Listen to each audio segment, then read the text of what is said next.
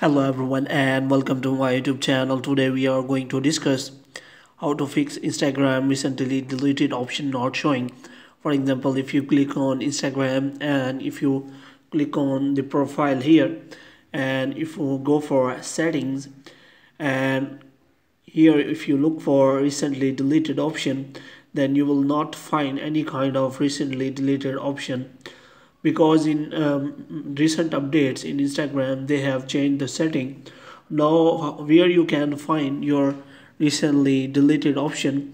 Before this, what you have to do, you have to simply go to the Play Store and search for the Instagram, and after that what you have to do, you have to simply update your Instagram if it is showing any kind of update, because in recent update Instagram has changed many settings which they have already told about.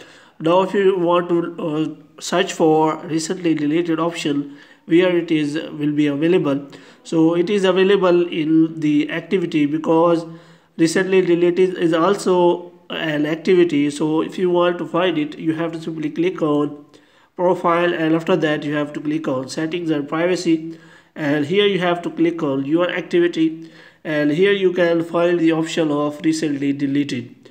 Now I will show you. As you can see, I have a recently deleted photo which I have seen here.